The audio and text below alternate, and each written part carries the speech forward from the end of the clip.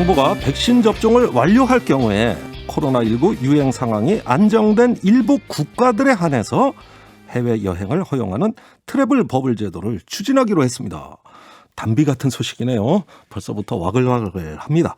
7월부터 시작될 거리두기 개편안까지 두루두루 살펴보겠습니다. 보건복지부 대변인을 맡고 있는 손영래 중수본 사회전략반장. 안녕하세요.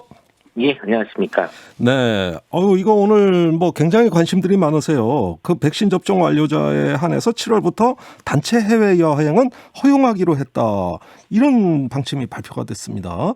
이거 굉장히 희망적인 신호인데 어떻게 봐야 됩니까?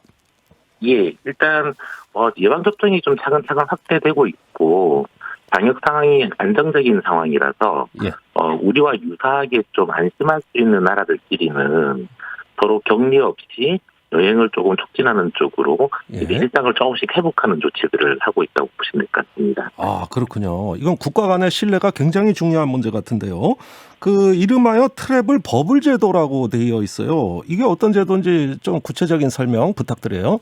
예, 말씀하신 것처럼 좀 신뢰도가 높고 방역 상황이 안정적인 국가들을 대상으로 국가들끼리 좀 협약을 맺어서 예방접종을 한 사람들은 서로 간에 격리하지 않고 여행들을 좀 하게 허용해주는 제도들입니다. 아, 그렇군요. 지금 현재는 이제 싱가포르하고 좀 진전이 생기고 있는 중이고 우선은 단체 여행객을 중심으로 서로 격리 없이 예방접종객들을 여행을 하는 방안들을 협의하고 있는 중입니다. 아, 그러면 국가 간에 인정이 되는 어떤 접종 증명서가 발급돼야 되지 않을까요? 이게 일종의 백신 여권 같은데요.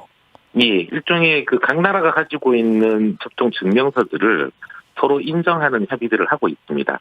그래서 가령 우리나라의 경우에 지금 질병관리청에서 발행해주고 있는 백신 증명서를 싱가포르 쪽에서 인정을 해준다든지 마찬가지로 싱가포르의 증명서를 제가 인정하는 그런 논의들을 지금 하고 있는 중입니다. 아, 그렇군요. 자, 그렇다면 이제 증명서를 서로 인정하는 국제관계가 성립되는 겁니다. 그런데요, 미취학 아동은 아직 예방접종 대상이 아니거든요. 그렇다면은 이런 아동을 포함한 가족 여행은 가능할까요? 지금 현재 논의하고 있는 거는 좀 이 안전을 고려해서 예방접종을 완료한 단체 여행 중심으로 우선 시작을 좀 해볼 생각입니다. 그래서 좀 아쉽지만 처음에는 이 예방접종을 받지 않은 미취학 아동들까지는 포함이 안 될 것 같고요. 아마 이제 조금씩 양국 다 예방접종률이 올라가고 있고 방역 상황이 좀 더 안정화되면 그 이후에 후속 조치로서는 검토할 수 있을 거라고 보고 있습니다. 네, 아직 가족 여행까지는 아닙니다. 그 단체 여행인 경우에 한해서다 이렇게 말씀을 하고 계세요. 그렇다면 주로 어떤 국가와 이 문제를 협의 중에 있습니까?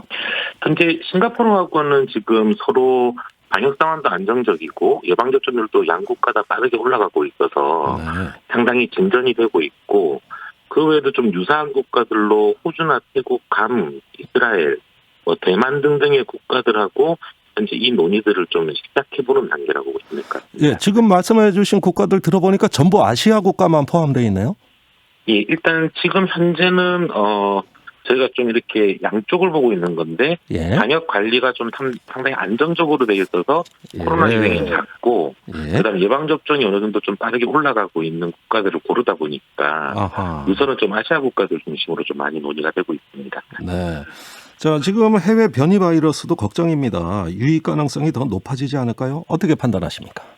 일단 그래서 그 문제 때문에 예방접종을 완료한 사람들만 우선적으로 지금 조류를 허용하고 있는 부분들입니다. 그러니까 예방접종을 완료한 데다가 특히 초기에는 단체 여행객 중심으로 단체 여행 코스를 벗어나지 않게끔 서로 여행을 할 거라서 이 감염된 사람이 들어오는 확률도 되게 떨어질 거고 또 설사 들어왔다 하더라도 동선 자체의 관리가 좀 가능한 부분들이 있어서 이런 바이러스의 만에 하나의 좀 이 유입들을 최대한 차단하면서 이 제도를 운영해보자 하는 생각입니다. 네, 아니 지금 말씀드리면서 좀 새로운 한 가지가 이해가 갑니다. 그러니까 싱가포르나 대만나 여행을 가도 그 주어진 동선만 이동할 수 있다는 거죠?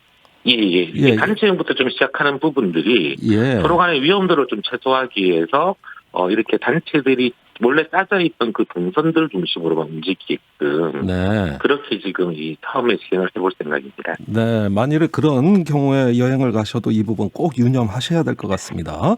자, 그런데 이렇게 하다 보면은 일단 백신 접종을 받았더라도 항체가 아직 형성이 안 된 사람이 있을 수 있어요. 또 접종 후에 돌파 감염 사례도 있고요. 그런 가능성이 추가돼 가지고 우리 방역에 어려움을 주진 않을까요? 아까 말씀드린 것처럼 그런 문제들 때문에 이게 동선 관리라든지 혹은 예방접종을 한 사람들을 뭉쳐서 그렇게만 움직이게끔 하는 조치들이 그렇게 일어나고 있는 겁니다. 아, 그리고 그렇구나. 들어올 때 이제 PCR 음성 확인도 한번 해볼 거라서 예. 이제 진단검사까지도 한번 하고 약간 이런 식으로 2중, 3중의 안전장치를 좀 걸어서 우선 시행을 좀 해보고 그 영향을 평가하게 될 겁니다. 예, 알겠습니다. 그런데 아까 말씀하신 국가들 중에 괌도 얘기하셨거든요. 그 예. 괌은 미국령이에요. 미국 영토입니다. 그런데 예. 우리가 아스트라제네카 백신을 맞은 접종자는 미국이 아직 승인을 안 한 백신을 접종받은 거거든요.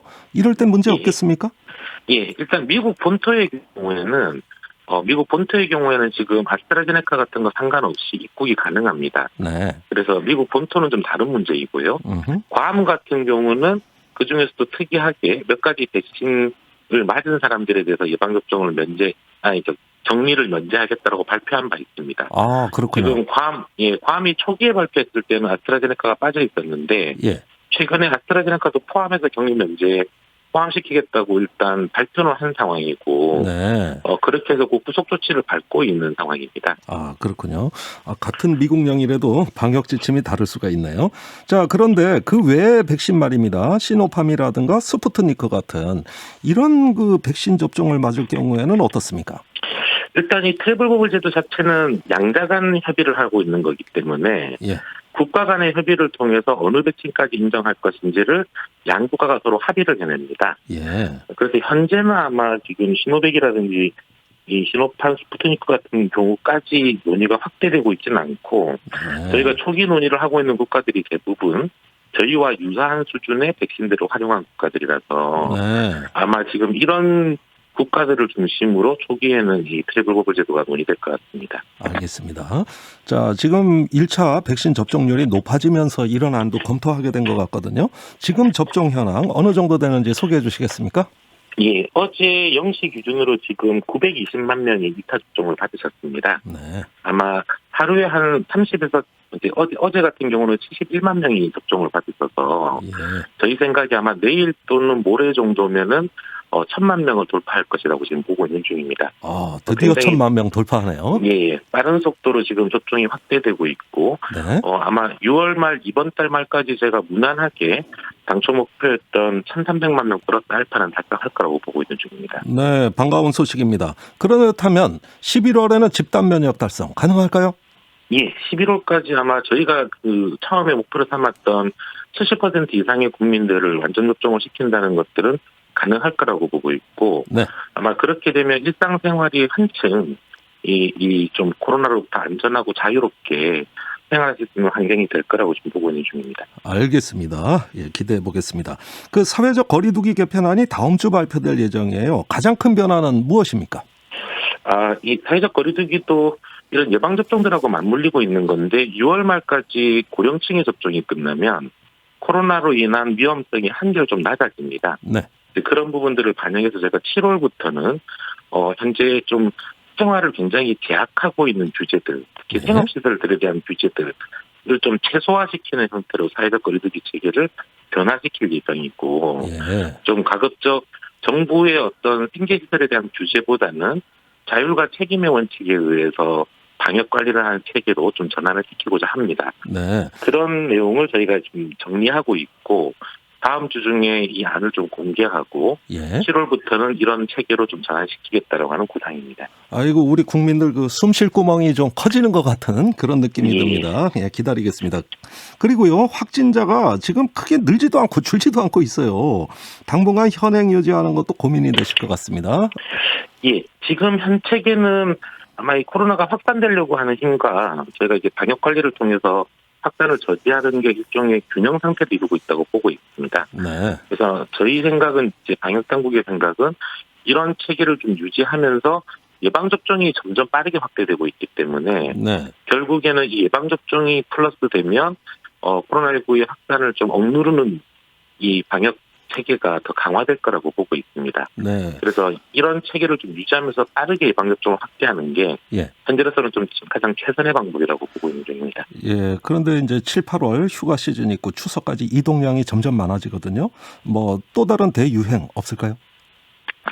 이게 이제 사실은 저희들의 노력도 중요하고 국민들께서 함께 도와주시는 것도 굉장히 중요할 것 같습니다. 예. 결국 현재 정도의 체계를 유지하면서 예방접종이 빠르게 증가하면 예방접종을 확대해 나가면 코로나19 유행은 축소될 거라고 보고 있습니다. 네. 그렇지만 이제 또 예방접종이 증가하고 거리두기 체계가 좀 이렇게 전환되면서 만약에 좀 긴장감이 같이 풀려버리면 예, 위험할 수도 오히려 있겠어요. 이렇게 누르는 것보다 위험할 수가 좀 있는 부분들이니까 이런 부분들은 아마 정부와 국민들이 함께 이렇게 알겠습니다. 얼마나 좀 합심해서 관리하는 가 좀 중요할 것 같습니다. 네, 여기까지 듣겠습니다. 말씀 감사합니다.